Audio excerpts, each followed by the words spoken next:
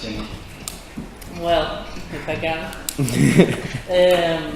I went to the Senate because when the politicians talk about the law, first the law goes to the parliament and then they send it to the senators to add some things, or if they have to correct it. We stayed 7 hours in the Senate, ¿cómo se dice Senado? Senate. In the Senate, waiting, only listening every line that they are saying, and they are making jests and they are lying at our faces. We cannot do anything because the law in Spain say that if you interrupt plenary of the senator, you are going to be persecuted, or you can be in jail. So we sorry, the video. We stayed 7 hours and we wait for the end of the session, and then we stand up and show they say no more deaths, stop evictions, and we show our backs and we say you are giving to people your back, we are doing the same to you. Police take us from the Senate, and some months later our lawyers say that I was in process by the National Audience for that act, and the president of the senator say that we want. Yeah. Thank you. I was chilling and I was saying that he was son of a bitch, and we are not scared because all the films are there. So nobody called me from the court, but I'm not trying it because I was defending what I think is just. And nothing much.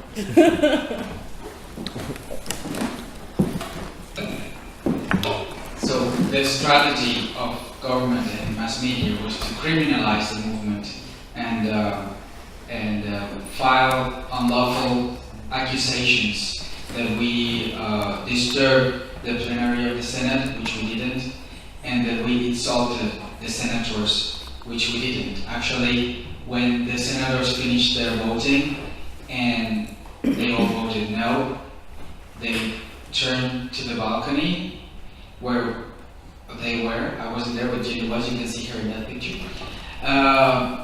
And they pulled a finger on our fellows after they voted no, or they did this, and that's when that's when all of them just outraged and started yelling, bastard or criminal or whatever. Well, not bastard, but they yelled at them that they were criminals and that they were liable for all those suicides. I mean, remember that very same week the votes took place. 3 people the same day in different places of Spain. So, one of them was a father of 2 little ones of 4 and 6 years old, and he was a member of the Platform in Córdoba. He was one of us, and he hangs himself from the window. And there were 2 grandpas that had given their home in guarantee, and they were evicted, and they were almost 70 years old. And the man of the marriage took out his shotgun for hunting and shot his wife and then shot himself. We cannot say that in front of people. We don't have to see that on the news every other day. it's really not fair. And they had the chance to stop it, and they chose not to. And those are the things that are outrageous, and those are the things that drive us, and those are the things that why we don't surrender. And this is the reason why Jenny and I are here tonight, because we don't want you. We don't want those things to happen to you either. And we've been fighting for 5 years. And if you want to do the same thing, we will be here to help you. But you have to do it for yourselves. You have to make that courage and that valor and do it. Just do it.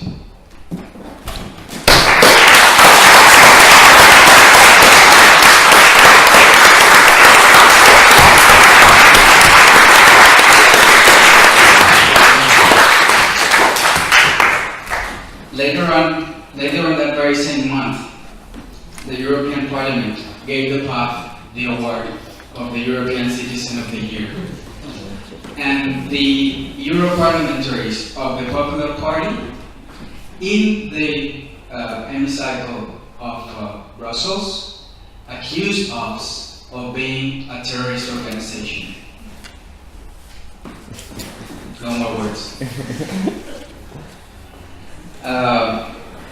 Then we were also given in 2012 the award of Catalan of the Year, obviously to Ada, because she's from Barcelona. And last year we were given the National Human Rights Prize of the Spanish Pro-Human Rights Association. We, for example, in Valencia, we've been given Neighbor of the Year. Last year we were given Neighbor of the Year. And, well, I just can't remember, because every assembly in every town, in every province of Valencia, neighbors associations, human rights associations, churches, unions of journalists, unions of lawyers, just any other respectable association can see our platform as a legitimate citizen movement that deserves to be recognized and awarded, not because of what we are, not because of myself or Jenny, it's just because the task that we decided to undertake. And that's the whole reason. There's really no other reason. Well, this is last year's numbers, but by today they're pretty much doubled. We have had nearly already about 2,000 evictions stopped, thousands of property surrenders. That it's something that is not under the Spanish law, and we are negotiating with banks to take the property and just forget about the rest of the debt and give those families a second chance. Despite the opposition and the prosecution from the state and the right-oriented media, we have 90% of population support. This rate has been given by the National Institute of Social Studies, which is an official organization, a state organization. We have managed that in the Spanish Parliament, the mortgage law. One of our little victories is that, remember what I was telling you before, that the bank is free to consider the amount of the auction value. So we managed to change that from 50% of the appraisal to 7% of the appraisal. So at least many families that have been paying for 1/3 or 25% of the credit that they were given, when they are foreclosed and the property is auctioned, they get free of the debt just by the very auction itself. The European Court of Justice has sentenced twice, last year and this past summer, that the mortgage law in Spain is illegal, and still the government is not willing to change it. We have provoked a royal decree to suspend the evictions for 3 years. Unfortunately, this royal decree is due next May 15th. But the government is already considering that due to the elections, they might give it a 6-month extension. That's very generous. We have had lots of favorable court decisions protecting the people, as also the European Court of Human Rights has also sentenced that the mortgage law in Spain is illegal because supposedly, and also the European letter of citizen rights says that when a family is about to lose a home, they cannot be evicted unless the state guarantees an alternative home for the families, and nobody in Spain is receiving an alternative home from the state whatsoever. So they have obviously pointed out that our rights are being violated. We have nationwide coordination with special commissions like Jenny and myself. We are working in the International Commission where about 30 of us from all over Spain are working, because last week one fellow of us was in Mexico, and earlier this month I was in France, and 2 weeks ago somebody was in London, and then in 2 weeks somebody else is going to go to Brazil.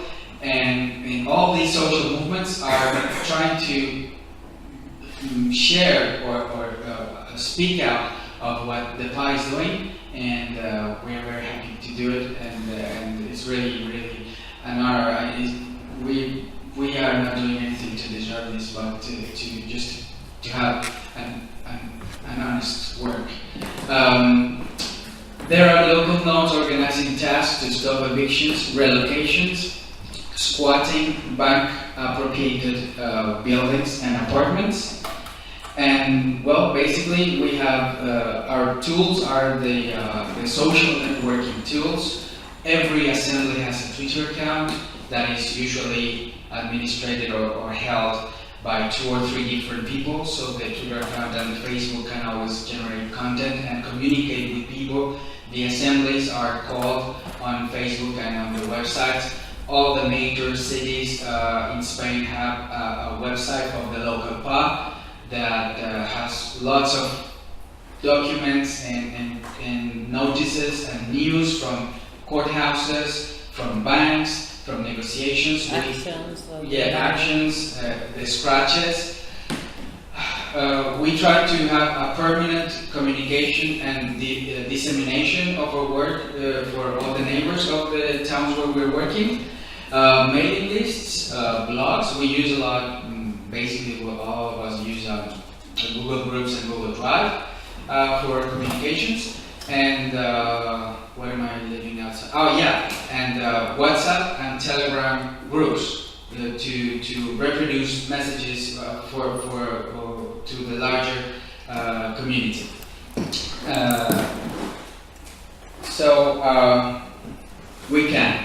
We certainly can. And thank you very much, and God bless you.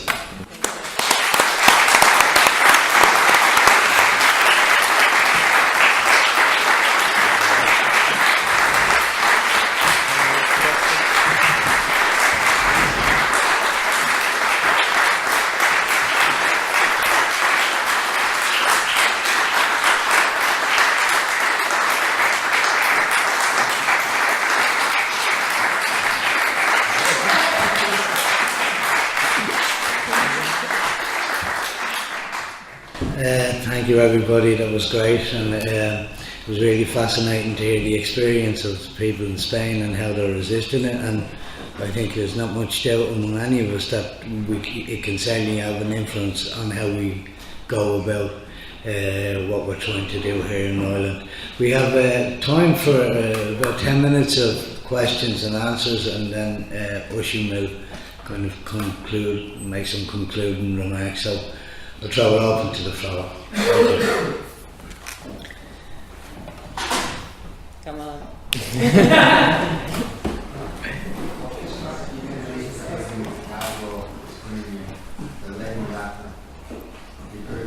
The hear you. I can't hear you. Yeah, thanks. Hang on, we get a mic down to you. Sorry. Sorry.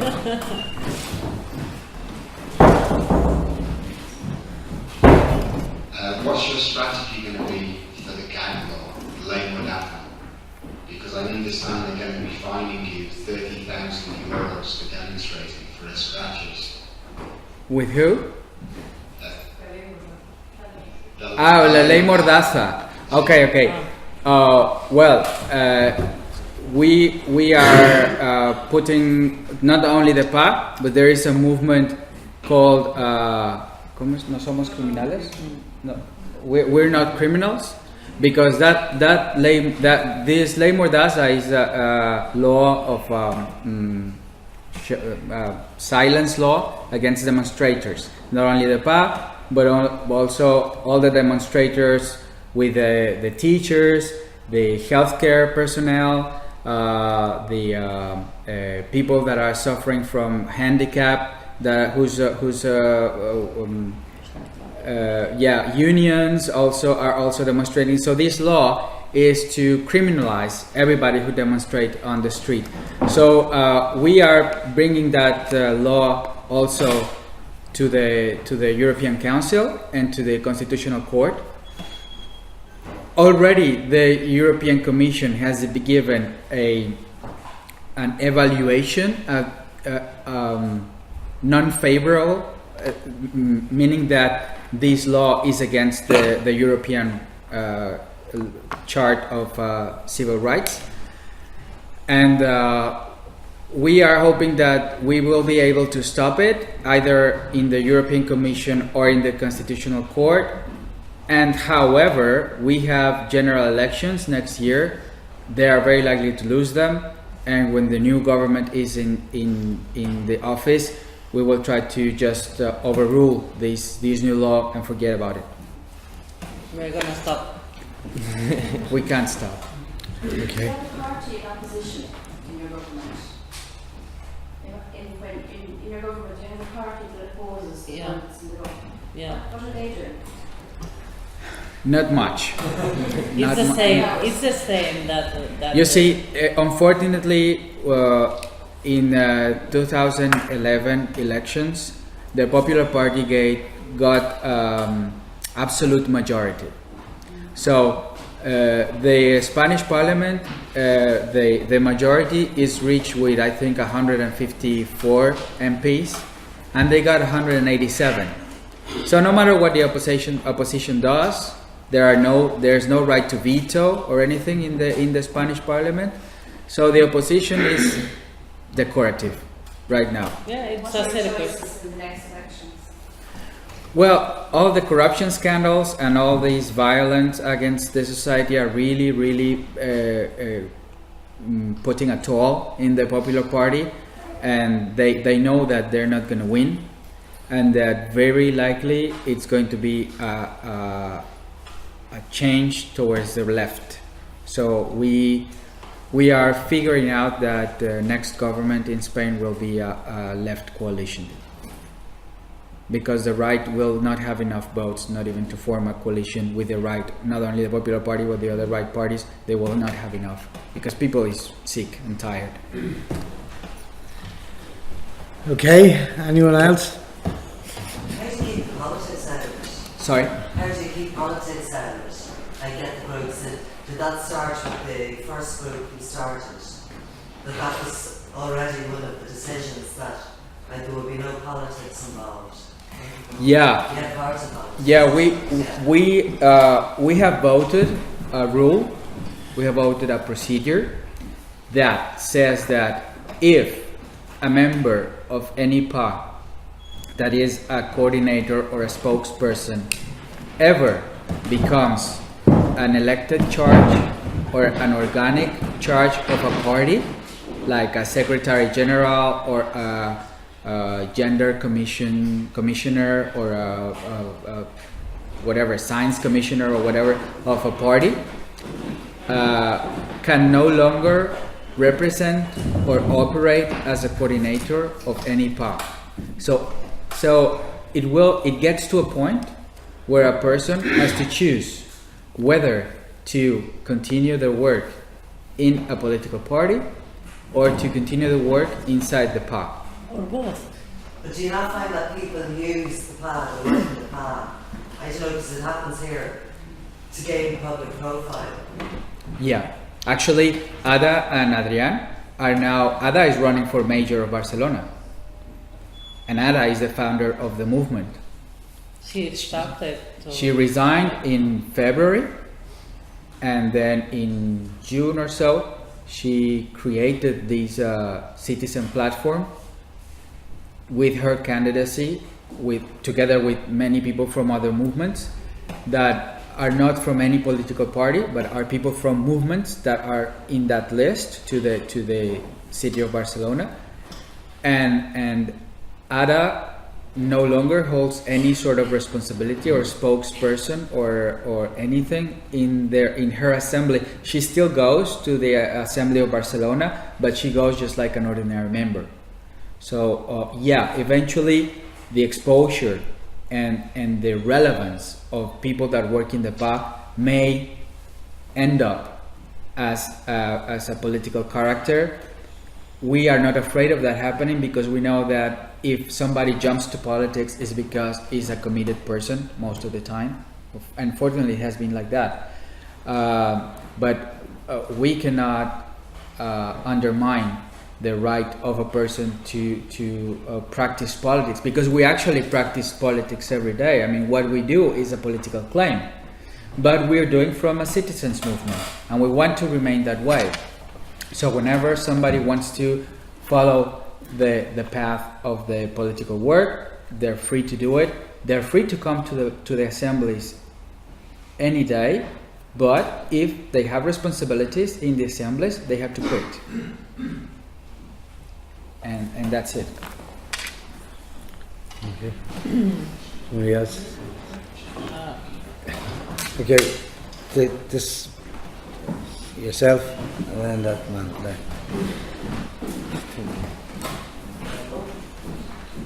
I think it's very interesting. Quite often,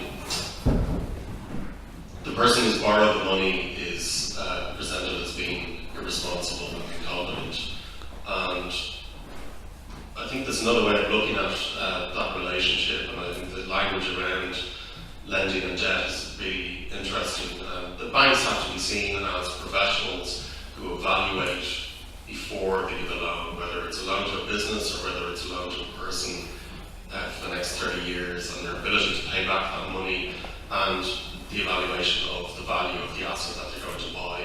So I think we need to start understanding that the bank is an investor. When they lend out money, they're an investor. They've made a professional decision. And if they've made an incompetent one or a reckless one, then they have to be held accountable for that. And I'm just wondering, is anyone aware of anyone taking a bank to court and being able to prove and get a positive result that the bank behaved recklessly and shouldn't have lent, and that therefore they have to take a hit and they have to write it off as bad debt, which is a facility in accountancy? Yeah, we have several lawsuits against banks because we have seen, for example, mortgages signed with people that are illiterate.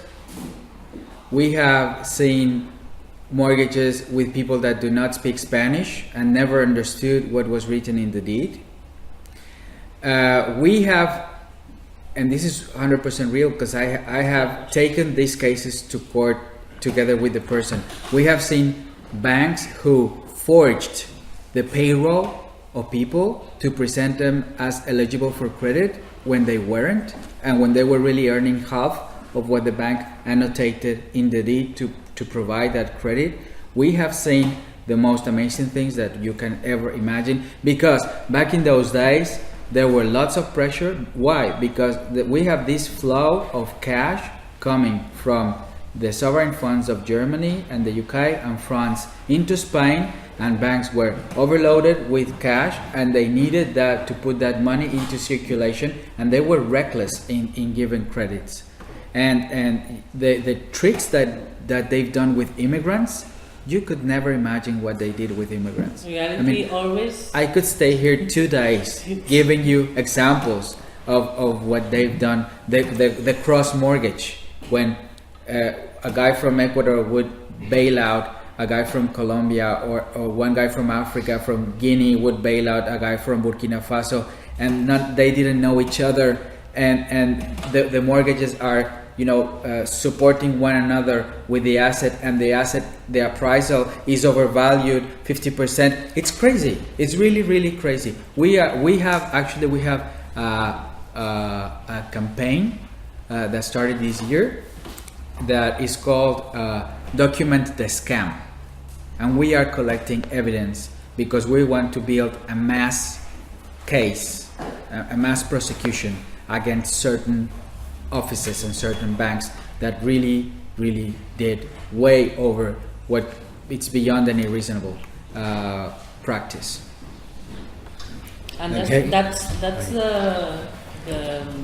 the law that European courts say that the first case that they agree with us is if affected was in the same situation of knowledge when he signed the mortgage. Wasn't. Most of people didn't know what they are signing. Okay. Yeah, thanks very much. I feel like going outside and having a little cry. It was just like really powerful. I think everyone kind of felt that you see by the length of the applause. That one was really powerful. Thanks very much for the presentation. I'm just wondering what kind of contact you had with like the general population, like are your assemblies for people that are kind of very involved and it affects them, or do you try to get like whole communities down to the assembly? You say that like 90% kind of supports like the platform. Just wondering, like, how do you like touch or reach that 90%? Is it like just that people hear you from the kind of general media, or do you try to like reach out and contact them in a certain way? Is it just how do you build up that kind of level of like common sense that everyone kind of supports you? We know that nowadays you have to know well how can you publicity your assemblies, and we do this on the network, by Twitter, by Facebook, but we started on the street, on the squares, making the assemblies in the squares, and one affected call it, another affected.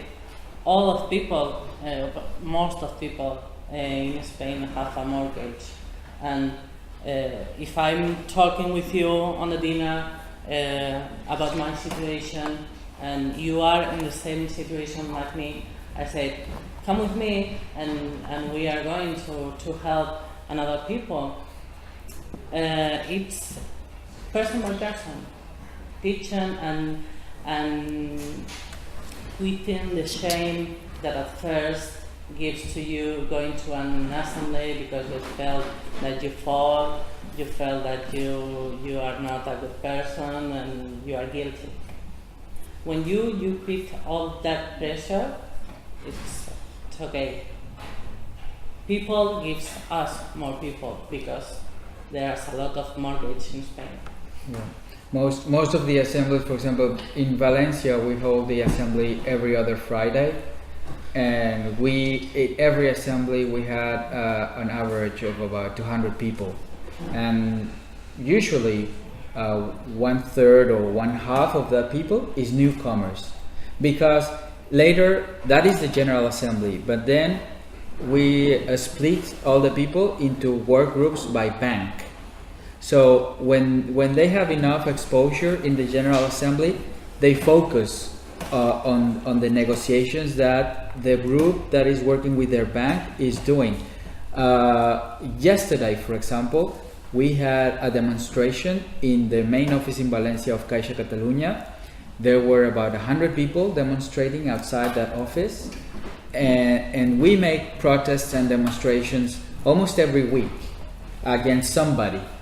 And that gives you a lot of exposure, because not only the people that are walking down the street see and listen what we're doing, but we also get dozens of journalists. We get press, we get TV, we get radio. We call press conferences when we have something important to explain to the public, to the population, and since also we are often falsely accused, for example, harassment or extortion by MPs of the Popular Party. Well, they give us free publicity because when they accuse some of us of extortion, for example, immediately we have some of these yellow press TV shows that want to bring people to chit chat about useless things, and they bring us and they say, "Did you really did you really threaten this person with doing this or that?" I said, "I wasn't even there." So so they bring us to TV and they put us on Nation TV to embarrass them because we call them straight to their faces, "You are a bag of scum and you're a liar." So and we don't pay anything.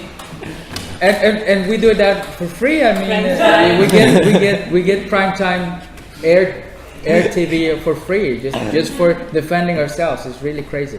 And we have the proofs that we are not doing that because this is with us. They are filming and they are taking pictures, and we can prove that. They cannot. It's, for example, the spokesperson of the spokesman of the Popular Party, Alfredo González Pons, who is now a Europarliamentary. When we made the Scratchy campaign for the voting of the green and red, he lives in Valencia, and it was our turn to perform a Scratchy. So everybody, the guys from Madrid performed scratches, from Barcelona, from Malaga, from Sevilla, every city performed a Scratchy, and all the scratches had cameras. Our cameras and press cameras and TV cameras, because we call them. And the very same day, we went to just hand in a paper like this, and it's caught on video.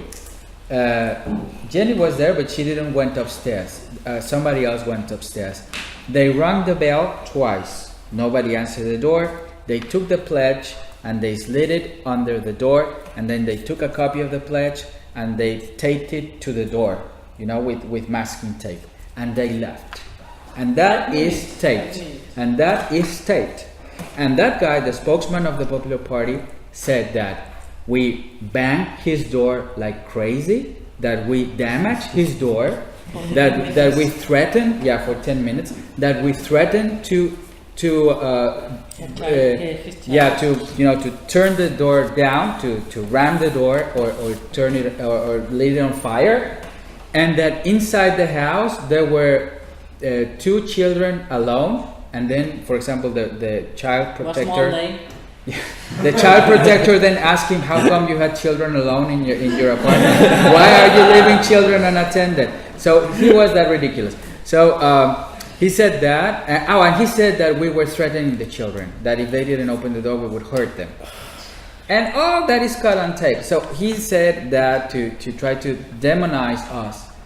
And then we just send the MP4 file to the news shows on TV, and we didn't have to say anything. We just send a letter. I said, "Here's the video. Air it, please." So that's why we are the next popular. Well, they are not. Well, maybe I got carried away. 45 minutes, I think, half an hour. They are ridiculous. They truly are.